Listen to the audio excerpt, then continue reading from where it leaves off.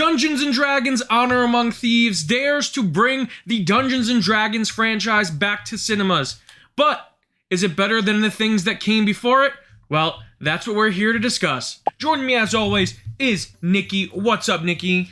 Not much. Like you said, we got to attend a press screening for it, and which is a cool experience, but even cooler is the movie itself. Yeah, the movie slaps. Kind of slaps. It slaps hard. Like, I'm just gonna say this. Not that I've seen a ton of new releases yet, but this is easily in my top of the year. Like, maybe even like in the top 2 or 3.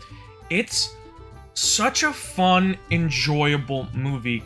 I think that because in the cinema the past couple of months, there's been a lot of downers. I mean, or just average films like Ant-Man and the Wasp has been good, but not many people enjoyed that. Not a top tier film. Not a top tier film. And like things like Scream that we enjoyed was very different than this movie. That was a horror film, slasher movie. That was excellent. But then like you have this, which is like really filling that fun adventure fantasy film slot that's been missing for so long in movie theaters. Yeah, and actually, my first question before we get into this, because I have not seen it, did you ever see the first Dungeons and Dragons movie? I've seen it, and I've purged most of it from my mind, except the Jeremy Strong stuff, because it's great. But yeah, I have.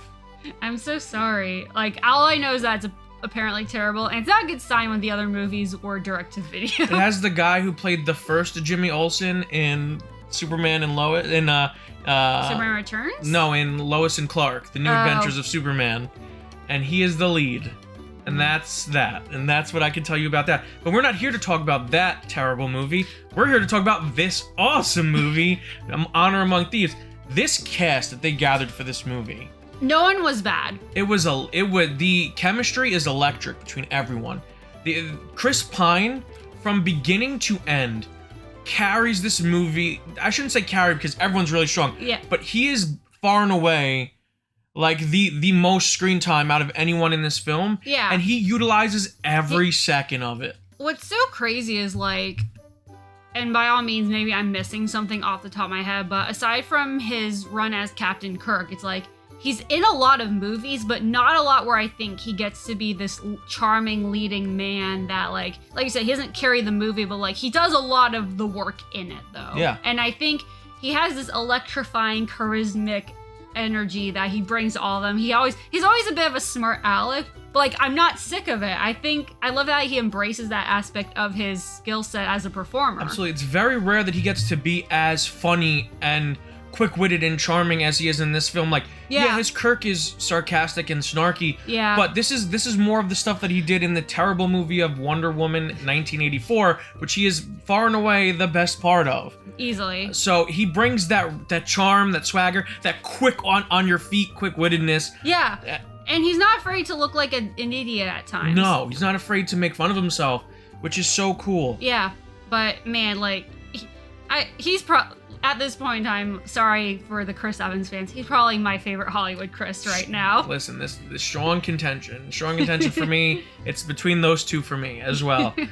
But the entire cast was great. Michelle Rodriguez was so much fun. Was very good in this movie. She was like the kind of badass, hard-hitting character you would expect, but she has the most fight scenes in general, and she doesn't miss a beat, and some of the fight choreography she gets is also creative. And not afraid to look stupid either. No, like the whole movie in general is so silly, so like anyone who's not deep entrenched in that tone like would not have worked, but yeah, they were, and they made it work. Yeah, Justice Smith and Sophia Lillis were both great. Regé-Jean Page, a.k.a. up until 2 days ago, I just knew as the guy from Bridgerton. But yeah, they're all. There's not a single bad performance. If I had to pick two, definitely my two favorite performances were Chris Pine and Hugh Grant. Oh God, Hugh Grant. Hugh Grant is great and is so great. I don't think we could really talk about his role too much because this is a non-spoiler review. We can't, but like he's in a similar position as Chris Pine to where the kind of character he's played, he's hit similar beats of that before in other movies, but like it doesn't get old, and like it's not tired. It's just how freaking great he is at playing the type of character he is. He's charming, and like he has a bit of like the edge to him at the same time, and again, a bit of a smart aleck, but they play off of each other great. And you can just tell that they had so much fun. Hugh Grant is having the time of his life in this movie. Oh yeah. He's just getting to just be this silly, over-the-top character, and it's just fun to watch him, and you could tell that he had fun doing it. Oh, I know. And what crazy, like, he's been around so long. Still has, like I said, hasn't missed a beat. I think the writing was very snappy, the writing was strong, the story, it's I don't want to say it's generic, because it's not. I think it comes off as a it presents itself as generic, but then it also plays to certain, it plays with your expectation of how these stories would go.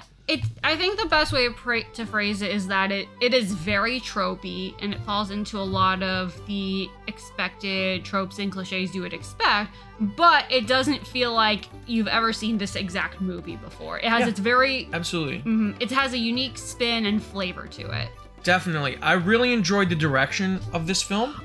The way it was shot at some points. There are some amazing shots from writer-directors, or they both of the directors wrote the film, correct? Yeah, and they've done a lot of writing. Honestly, I mostly know them for directing Game Night and writing Spider-Man: Homecoming. Yes, two very fantastic, well-written movies. They are fantastic. There are really strong sequences, and the action in this film is great, and the way they shoot the action is awesome. They do a lot of creative shots, some that are upside down and like kind of twist around, but they don't feel over the top. They don't feel like it doesn't feel gimmicky. It's in service to the action. Yeah, and they each, I think we should, before we continue on with this, we should say that we're both pretty unfamiliar with the lore of Dungeons and Dragons. Yeah, like we're aware of like some of like the species. Yeah, the broad aspects. We just built character sheets not too long ago for our first campaign that our good friend Dan is putting together. So we have a general understanding of Dungeons and Dragons, but we're not really well versed in the lore. Yeah. But when each character is introduced, like each character has their own action sequence that really shows off their class. Yeah, their identity, their power sets, their talents, and what they're going to contribute. Yeah, you know, the wizard, the baird, the druid, the paladin, each of them, the warrior, the barbarian, each of them have these one or more sequences where they really get to show off what they can do. And a big point I actually do want to say is, in a lot of these kinds of team up adventure type movies, everyone will have like a specific like power or skill set that's generally pretty varied to make them a strong team. And there's times where it's like, it feels like almost forced, like they're so different, like how did these people come together? But if it's like, I love the way they utilize it in this circumstance, because we know all of their backstories to a certain extent, and they all make sense. They don't feel forced or anything. Yeah, all of their backstories work extremely well. These are flawed characters. Oh god, yeah. Very, very flawed characters, but they're not afraid to be flawed, and the actors aren't afraid to... They're not afraid to look stupid. ...portray flawed characters that are dumb at times and make dumb decisions. Yeah. Because it's normal. You know, it's normal for people to act certain ways. And that leads to great emotional moments throughout the film. Right. So again, just strong character work by both writers and actors. Yeah. Really well written film. Action set pieces are great. Yeah. We can't really talk about how well it portrays lore. I think for me especially, like I really, this movie makes me want to learn so much more about the world of Dungeons and Dragons. I want to really live in this world more and kind of understand all of because we could tell very well that there were name drops and things that other people were getting that you don't need to enjoy the movie, but fun little Easter eggs and things like that I would love to be, I'm curious about. I'd love to learn more about. But that's what also makes it a great adaptation, to where like you're not locked out of this universe if you don't know Dungeons and Dragons, where like we both went in fairly blind, and even if we knew absolutely nothing, I think we wouldn't have a problem, because I think like the movie itself is a fantasy action adventure film, and it has those elements, but it's nothing that's like so in depth of like, and they also don't spell it out in like an obnoxious way, like, oh well, this is what this means, and then someone's lecturing you. It feels natural how they convey it. Yeah, and I will say that the villains of this movie, the Red Wizards, fronted by Daisy Head as Sophia, were also really interesting villains as well. Yeah. They don't overuse them. Yeah. They feel very intimidating. They feel like a very threatening villain. Yeah. And I think her design is honestly pretty cool. Yeah. I think so. And you know what, like, this is a minor point to bring up because it is a fantasy film. It also feels just grounded enough though. But what I will say is they do have some effects in it, and I feel like they looked pretty seamless overall. They're so good. Like, if anything, like probably even better than some bigger budget films recently. The effects are very strong, but I really like that you brought up like the movie feels grounded again because the characters feel real. Right, because like that's the big part to me, to where I'm not like a massive hardcore fantasy fan, but like I think this movie could appeal to anyone in that regard. And I love fantasy, I love sci-fi, I like comic books. I'm a fan of, I'm a fan of the wonderful and the weird and everything like this and the grandiose. Yeah. But what I always utter, like, what needs to be the focus for me in anything, whether it's a comic, whether it's reading a comic book or watching a fantasy film, is characters. It has to be based in characters that are relatable and that you can get behind. And this movie has really awesome characters that I really want to see more of. Yeah. So kudos to them. They provided us with a really fun new world to really breathe life into. Oh yeah, hopefully this movie does super well financially and we get a sequel greenlit almost as soon as humanly possible. It's so good. You want to know what this movie is very reminiscent of to me? Do you remember the Brendan Fraser Mummy movies? Yeah. Oh yeah. What that did for horror adventure films, I think this does for fantasy adventure films. Yes. Because Chris Pine had that Rick O'Connell, charm and charisma to him, and they're both very likable guys, very likable characters that get thrown onto these crazy adventures with these wonderful other characters to, work off of, and that's what this felt like. And I think cinema's been missing a franchise like that. Yeah, and obviously we get a lot of franchise films recently, but nothing that feels quite like this. Yeah, it's so fun. People will probably compare it to like early MCU stuff, like the first Avengers movie, just because you have like this great chemistry with these great group of actors. But for me, I would definitely probably compare it to like the 1998 Mommy movie. I think it's 1998. I think it's 99. 98 or 99. I might be wrong. I could be wrong. Mummy movie with Brendan Fraser, because I really loved those movies growing up, and they were so fun to watch. This is like the same feel, but I think this is a lot better. And that's the thing and that's why I appreciate, there's nothing wrong with a movie that's just pure fun. It might not be the most highbrow piece of art ever, but if I enjoy it, that's obviously gonna be enough for me, and I'm thinking most people. This also has the added bonus of being legitimately great. Very great. Everything. There's not. Usually, now is when we'll start talking about things that we didn't enjoy. I was literally thinking to ask you if you had anything. There's not the score was great. Yeah. Cinematography was great. Some of the perspective shots got a little too much at times, but I still applaud them for doing something different, and it felt fresh. That's the biggest thing is, again, like I said, it's very tropey, and maybe at some points it's so tough because it's like I really have. If any criticisms I have are nitpicks. So you can say they lean on some tropes too much. Some of the jokes maybe are overused.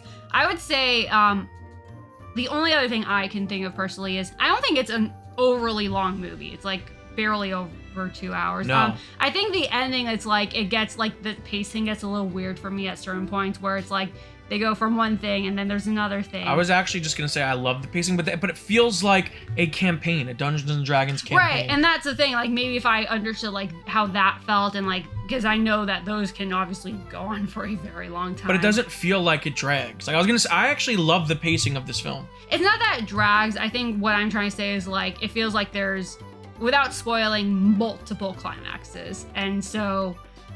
I disagree. I agree to disagree. That's fair. But I think that the pacing was one of the stronger elements of this movie. I actually thought it was extremely well paced, and it was sped up most of the time, but slowed down when it had to. Right. Well, and that's the other thing. It's a lot of movies I enjoy. I also don't even know if there was anything that was actually bad. I don't know if there would be anything I would cut out anyway.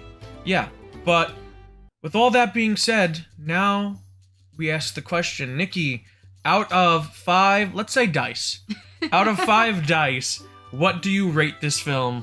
Like I said, not that I've seen a lot, but this is easily my top 2 or 3 films of the year. And like I said, I don't think it's perfect, but I think it's pretty fantastic. I might not like it even more on a second viewing. But for now, I give it a very, very easy 4 out of 5 stars. Whoa, dice. 4 out of 5 dice. Sorry, I'm sorry. Gosh, we have a very strict system here where I just make up what we rate out of at the end of every video, and you are failing.